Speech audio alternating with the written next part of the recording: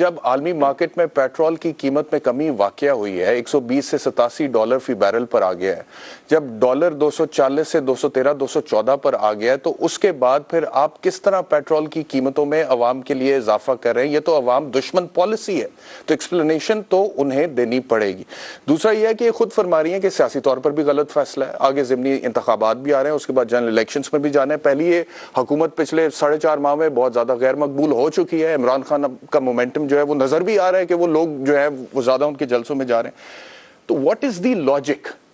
مفتاح اسماعیل جب آتے ہیں سامنے، میں نے انہیں کئی دفعہ سنا یہ کہتے ہوئے کہ مہنگائی تو میری پرائیورٹیز میں ہے ہی نہیں، ترجیحات، میں تو صرف پاکستان کو ڈیفالٹ سے بچانے کے لیے آیا تھا۔ بھئی اگر بچا لیا تو چلے جاؤ واپس، اگر مہنگائی آپ کی پرائیورٹیز میں ہے ہی نہیں، اگر آپ نے کرنا ہی نہیں ہے، عوام کا ستیہ ناش کیوں کر رہے ہیں؟ اور پھر مریم نواز ٹویٹ کر رہی ہیں، نواز شریف صاحب کے حوالے سے کہا جا رہا ہے کہ وہ میٹنگ چھوڑ کے چلے گئے ہیں، زرداری صاحب کہہ رہے ہیں کہ مجھ سے مشاورت نہیں ہوئی ہے، اور مفتاح صاحب آ کے ڈٹائی سے فیصلہ سنا دیتے ہیں اور پھر اس کو ڈیفینڈ بھی کرتے ہیں۔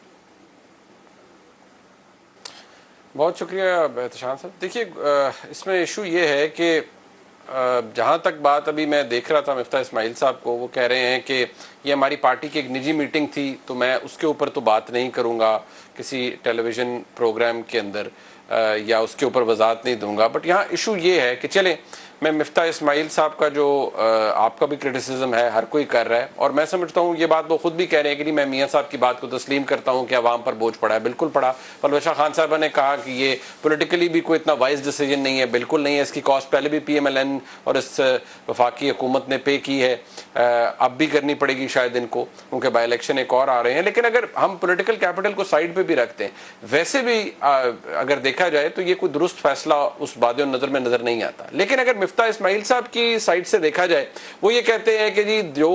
ہماری کاسٹ ہے اس کے حساب سے ہم وہ کاسٹ وصول کر رہے ہیں۔ لیکن عام آدمی جو آپ کے توسط سے، میرے توسط سے، اخبار سے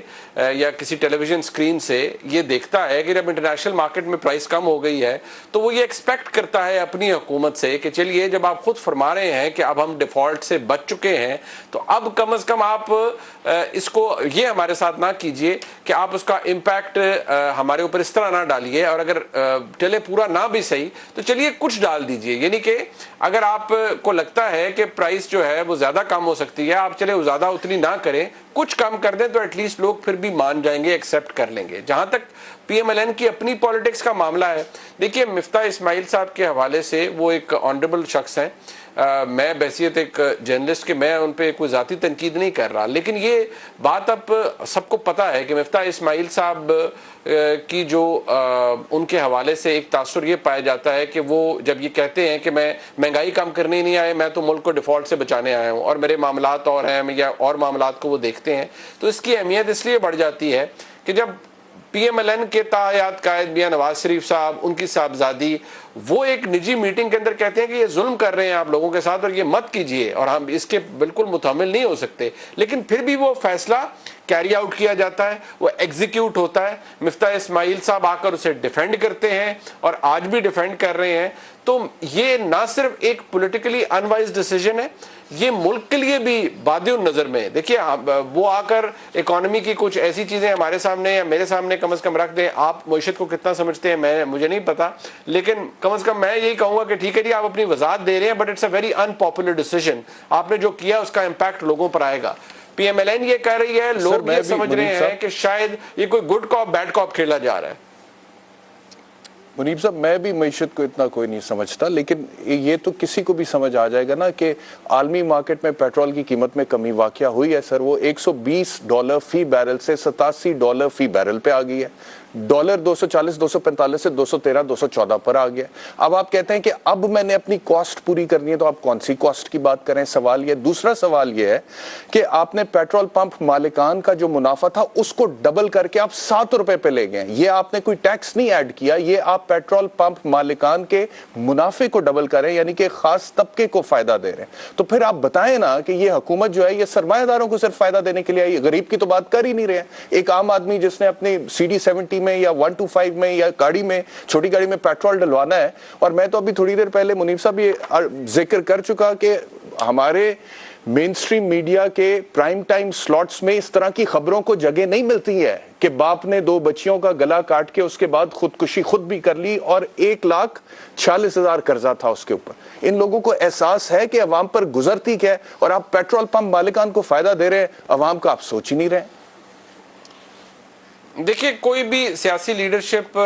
या कोई भी सियासी जमात अपनी सियासत को तकवीत उसी वक्त दे सकती है जब तक वो अवाम के साथ कनेक्टेड है। ये बात भूल जाइए, और ये सियासी जमातों को भी याद रखनी चाहिए कि अगर डिस्कनेक्ट आएगा तो वो सियासी जमातें इरोड हो जाती हैं, सिरे से ख़त्म हो जाती हैं, उनकी कोई वैल्यू नहीं रहती, लोग उन्हें अप्रिशिएट करना छोड़ देते हैं। मिफ्ता इस्माइल साहब ने कहा मैं टैक्स नया नहीं लगाऊंगा, लेकिन अगर पेट्रोल की कीमत, तेल की कीमत इंटरनेशनल मार्केट में कम होगी तो इम्पैक्ट उसका हम बिल्कुल अवाम तक पहुंचाएंगे। सवाल आज हर कोई यही कह रहा है कि उसका इम्पैक्ट अवाम तक आप कब पहुंचाएंगे। अगर आपने अभी बजाय इम्पैक्ट पहुंचाने के उसको रिवर्स गियर लगा दिया और आप दोबारा ऊपर ले गए हैं प्राइस को, तो लोग आपको गले में फूलों के हार तो फैलाएंगे नहीं, शायद कुछ और डालने का दिल करेगा लोगों का। ये सख्त बात है, लेकिन जो बातें अभी आपने बताई उस बदकिस्मत फैमिली के हवाले से, ये बड़ी डिस्टर्बिंग बातें हैं और एक डिस्टर्बिंग चीज है। लेकिन आप ये ज़हन में रखिए कि ये जो सियासी इस वक्त एक कश्मकश हमारे मुल्क में चल रही है, इमरान खान साहब की हुकूमत जब थी तो यही जनाब मिफ्ता इस्माइल साहब, आपने भी वो क्लिप चलाया, हम रोज चलाते हैं, मईशत के ऊपर हर एक ने सियासत की है, चाहे वो पाकिस्तान तहरीक इंसाफ है, चाहे वो पाकिस्तान मुस्लिम लीग नून है या पीपल्स पार्टी। अब इशू ये है कि अब आज ये जब इस हुकूमत पे आज जरदारी साहब भी मजबूरन ये कह रहे हैं कि भाई हमसे मुशावरत तो कर लेते, एक हद तक उन्होंने भी बर्दाश्त किया, लेकिन जाहिर बात है सियासी कैपिटल उनका भी है, वो इस हुकूमत का हिस्सा है, अवाम के पास तो इन्होंने भी जाना है। लोग पूछेंगे कि भाई आपने हमारे लिए क्या किया या हमें कौन सा रिलीफ दिया।